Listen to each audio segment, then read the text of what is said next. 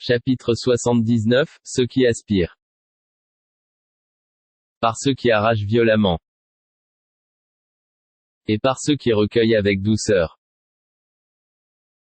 Et par ceux qui voguent librement. Puis s'élancent à toute vitesse. Et règlent les affaires. Le jour où la terre tremblera au premier son du clairon. Immédiatement suivi du deuxième. Ce jour-là, il y aura des cœurs qui seront agités d'effroi. Et leurs regards se baisseront.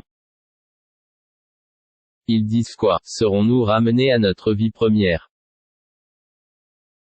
Quand nous serons ossements pourris? Ils disent, ce sera alors un retour ruineux. Il n'y aura qu'une sommation. Et voilà qu'ils seront sur la terre, ressuscités. Le récit de Moïse t'est-il parvenu? Quand son Seigneur l'appela, d'Anto à accent circonflexe, la vallée sanctifiée. Va vers Pharaon. Vraiment, il s'est rebellé. Puis dis-lui, voudrais-tu te purifier? Et que je te guide vers ton Seigneur afin que tu le craignes? Il lui fit voir le très grand miracle. Mais il le qualifia de mensonge et désobéit. Ensuite, il tourna le dos, s'en alla précipitamment. Rassembla les gens, et leur fit une proclamation. Et dit, c'est moi votre Seigneur, le Très-Haut. Alors Allah le saisit de la punition exemplaire de l'au-delà et de celle d'ici-bas. Il y a certes là un sujet de réflexion pour celui qui craint. Êtes-vous plus dur à créer? Ou le ciel, qu'il a pourtant construit? Il a élevé bien haut sa voûte, puis l'a parfaitement ordonné. Il a assombri sa nuit et fait luire son jour.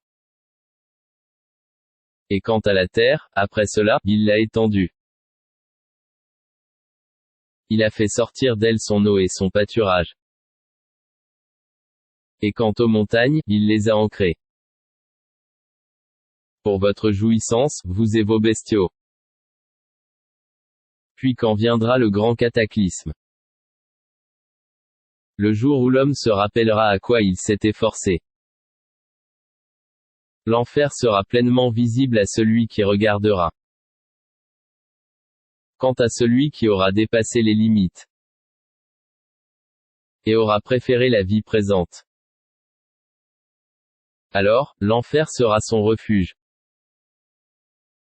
Et pour celui qui aura redouté de comparaître devant son Seigneur, et préservé son âme de la passion, le paradis sera alors son refuge. Il t'interroge au sujet de l'heure, quand va-t-elle jeter l'ancre?